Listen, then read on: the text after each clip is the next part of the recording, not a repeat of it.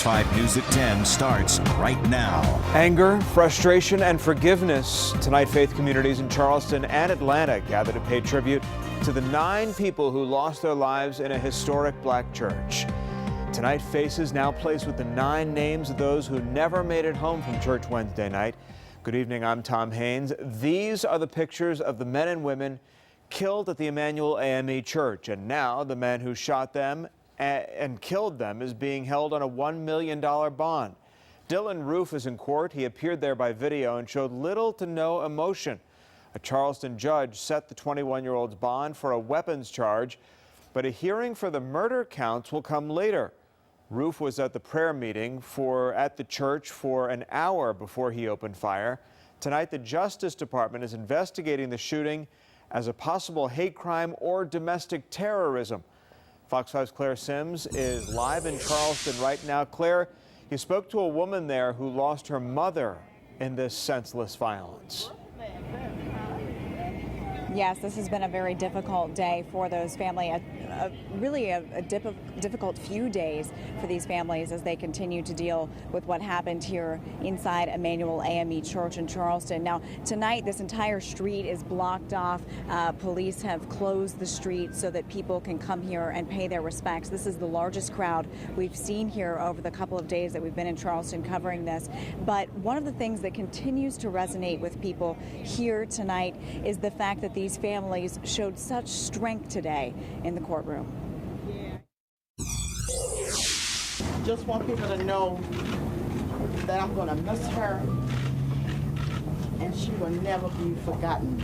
Nadine Collier remembers her mother outside a Charleston County court. 70-year-old Ethel Lance, one of the 9 people now honored by flowers and candles outside historic Emmanuel AME Church after police say Dylan Roof opened fire on a Bible study here Wednesday night. And that we will be okay. She's in a better place now, that we all trying to get there. But God knows the last family is going to be okay. Collier was one of several victims' family members who addressed the 21-year-old suspect in court Friday. While many of them took the opportunity to publicly mourn their loved ones, they also offered Roof forgiveness for his alleged role in the crime. Charleston County Solicitor Scarlett Wilson says the city has come together in the last few days to show the world what she calls the spirit of Charleston. What all of you saw, what the rest of the nation saw, was the spirit of Charleston, the true spirit of Charleston. And while there may be 9 victims, we are one family. Make no mistake about that. Wilson knows people in this community and all over the world want answers, but she asks for patience as she and her team move into the prosecution phase of this case. My mission is to bring justice for this community and especially for the victims in this case, and we will do it efficiently and effectively, and we'll do it behind the scenes. Now back here live out front of Emmanuel AME Church, you can see just the massive crowd of people that continues to grow, really. We've seen some people come and go over the last hour or so, but a lot of people are coming and staying. There are people singing, there are people praying. This has really become sort of a thing that has united people here in Charleston, and we've seen people who came up here just to pay their respects from other parts of the Southeast, and so this obviously has resonated with people and seemingly had the opposite effect of what supposedly Mr. Roof was trying to accomplish here on Wednesday night. We are live in Charleston, South Carolina. Claire Sims, Fox 5 News. Yeah, very sobering scene there tonight. All right, Claire, thank you. From Charleston here to Atlanta tonight, members of the Big Bethel AME Church gathered to pray for a faith community rocked by violence. One of the church's members lost her mother in the massacre, and tonight members and those from the community were united to bring comfort to the victims' families. Fox 5's George Franco was at the service. He's live with a look at the emotional remembrance there tonight. George? Well, Tom, as one of the women here tonight told me, the tragedy of Charleston, South Carolina wasn't about race, it was about hate, which is why the congregation of this church here, Big Bethel AME in Atlanta, came together in prayer and support for those victims, in particular, a family member of one of their own.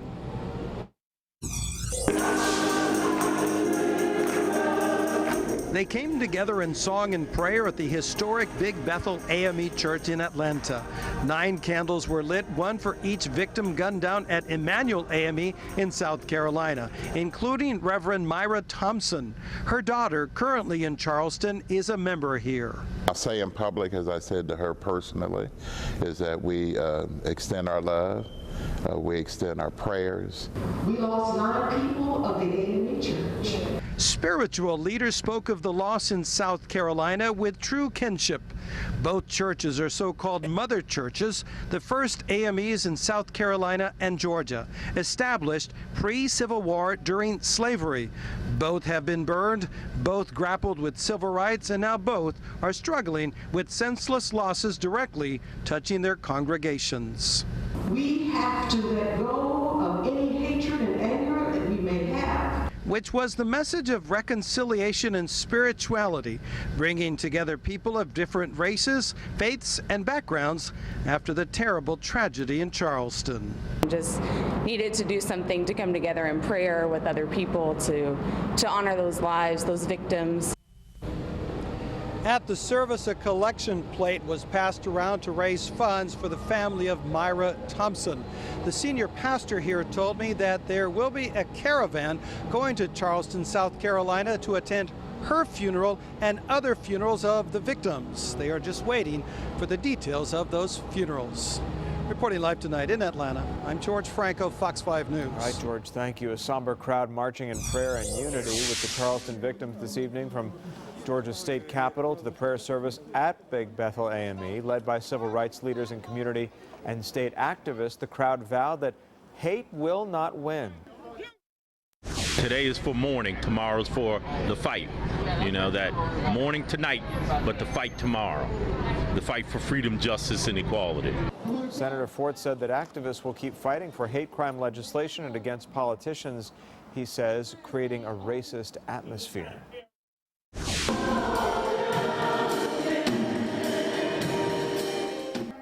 Another Atlanta congregation gathering tonight to lift up prayers for the Emmanuel AME Church and the city of Charleston.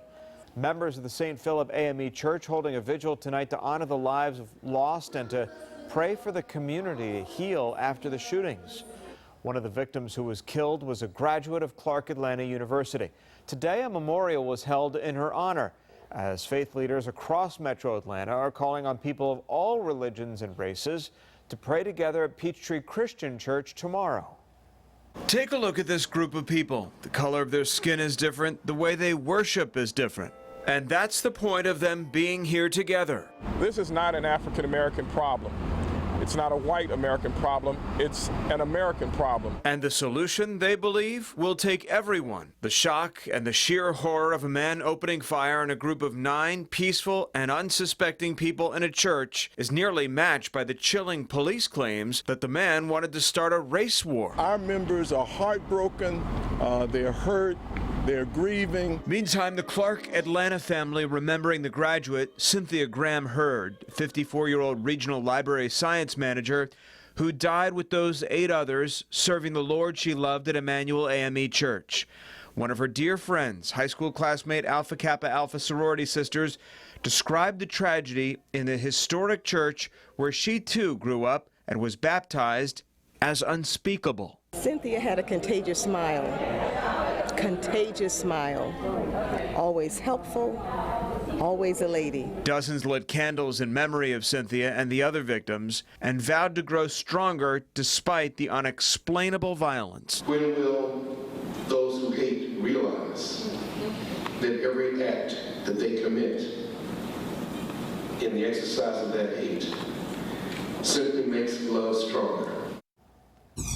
You can count on Fox 5 to continue to follow the new developments on the Charleston massacre. We'll have updates on tributes to the victims throughout the weekend, Plus, we'll bring you updated information on the gunman as it comes in. Also, make sure to download our Fox 5 News app. That's where you'll get breaking news as it happens. It's available for free in your phone's app store. Meteorologist Stephen Chandler with you, looking at temperatures across North Georgia. Very warm indeed. 82 is where we stand right now. 84 in Rome, 81 in Athens, 80 down in Griffin. We were in the upper 80s and low 90s most of the afternoon. Atlanta's official high was 91. Then we cooled it back down now into the 80s, and we're going to be heading into the 70s by early tomorrow morning. Nothing on Fox 5 Live Viper right now, but we have seen some showers next door in Alabama and Mississippi around the area of low pressure. You know, that is Tropical Storm Bill. That's still a tropical system over Missouri, moving into Illinois right now, trying to draw up some moisture. Don't have a lot with it, but still some rain and thunderstorms nonetheless, and that's what we're going to be monitoring through the day tomorrow for Metro Atlanta. So no weather worries tonight, just kind of a partly cloudy sky and warm, and by tomorrow morning we're down in the mid 70s, but it's going to take obviously all morning for us to get there at 74. Average low this time of year as we wrap up the season of spring at 69. Summer officially gets in here on Sunday afternoon. All right, so by tomorrow morning, a few upper 60s up there in extreme North Georgia, everybody else in the low to mid 70s. And as we get into tomorrow afternoon, knocking on the door of 90 in many neighborhoods, some 80s across North Georgia. So not as blistering as it's been. That's rolling back in here Sunday and into early next week. So as we take the map forward, you can see the low still spinning. By early morning tomorrow, we could have a shower or two in extreme North Georgia, moving across some of the northern suburbs. By lunchtime, partly cloudy sky elsewhere. And then as we get into the latter stages of the afternoon, still a few lingering showers, partly cloudy, just kind of a mixed bag on Saturday. Much drier, much warmer on Sunday. In fact, as we take you through Sunday, we're going to see that in just a sec. But watch this now. This is the showers I'm talking about early on Saturday across some of the northern counties. One of those bands wrapping around the area of low pressure up to our north. And then by Saturday afternoon with some of the heating, you see a few more showers, thunderstorms popping out there. And then we'll put a lid on it. And when we put a lid on it, it's going to be dry for a while and going to start getting really hot again. Temperatures up into the 90s. So by early Sunday morning, look what happens. The clouds kind of depart. We'll go partly cloudy to mostly sunny on Sunday morning. Wake up temps in the mid 70s. That's pretty warm. And as we get into 2, 3, 4 o'clock, look at this. Low to mid 90s again across North Georgia with just a slight risk of a shower well up to the north. So your forecast for this evening, partly cloudy and warm. Wake up temperature near 74. And then for tomorrow, we'll go partly cloudy. A few isolated thunder showers, high near 90. Here's the extended outlook now. We take a look at temperatures on the rise, I'd say. Sunny and hot on Sunday, hotter still on Monday. As we get into early next week, we find readings in the mid to upper 90s sneaking in here on Tuesday and Wednesday. Chance of showers, thunderstorms return by the end of the week. But all in all for tonight, kind of quiet. Tomorrow, a risk of showers and thunderstorms, dry and hot on Sunday. All right, David, thanks. There are major new developments tonight in the suspension of Douglasville's police chief. Chief Chris Womack, who's always maintained he did nothing wrong, has been cleared. City Council reinstated him and will be back on the job starting Monday. Fox 5 Patty Pan has that story. Hearing none, all those in favor, please signify by saying aye. Aye. Any opposed, like sign. Please let the record reflect unanimous approval. With that, the Douglasville City Council Friday voted to end Police Chief Chris Womack's suspension and get him back to work. Chief Womack has been suspended with pay since May 14th following allegations of excessive use of force and possible violation of Department Standard Operating Procedure during a pursuit and arrest earlier in the year. And anytime there's a question of any activity as it relates to the safety, dealing with officers, we will take measures to ensure that everything is done as it relates to protocol, the standard operating procedures that we have in place. We feel that that process was done.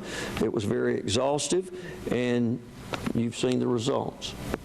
After meeting for about 45 minutes, the City Council voted to reinstate Chief Womack after receiving results from the Coweta County Sheriff's Department's independent investigation. According to this press release, the report states neither Chief Womack nor any other police officers violated the department's standard operating procedure when it came to the pursuit, apprehension, and arrest of a suspect on March 2nd. Certainly public safety is a very serious issue, and as you can see, we have deliberated very carefully over this issue. We have made sure that a thorough investigative report was done. The allegations surfaced following a high-speed chase into Fulton County on March 2nd, which ended when authorities say the chief pulled suspect Morris Slaughter from his wrecked vehicle, and he was subdued by Douglasville police officers and Douglas County Sheriff's deputies. The focus of this investigation was whether the chief violated any of the department's standard operating procedures. Patty Pan, Fox 5 News. Also developing tonight, an 18-year-old has been arrested in the death of another teen at a large pool party. Fayette County deputies say 18-year-old Terrence Montgomery Jr. Opened fire on the crowd late Saturday night. More than 200 people were gathered at a home on Highway 279 when the shooting happened. 19-year-old Wally Clanton was killed. 4 others were also shot. Montgomery is now facing several charges, including murder and aggravated assault. 2 high school sweethearts were killed together in a car crash in Paulding County. The tragic crash Wednesday night killed 18-year-old Janelle Priester and 17-year-old Nick Wright, who had been together almost 3 years. The Georgia State Patrol said that Priester was driving and was struck by a car as she turned left. Priester's brother and the driver of the second car were injured. Officials say no charges are expected. We want to thank you for logging on and joining us for this special online edition of Fox 5 News at 10. We hope you're enjoying the golf game and the news at the same time. Maybe you have a mobile device or on your laptop or your tablet or something like that. Anyway, we appreciate you watching, and we hope you'll join us for The Real Thing tonight on TV on Fox 5 News Edge at 11 after the golf game. And remember, you can get news 24 hours a day from our Fox 5 News app. It's a free app for both Android and Apple products. We'll see you tonight on The Edge.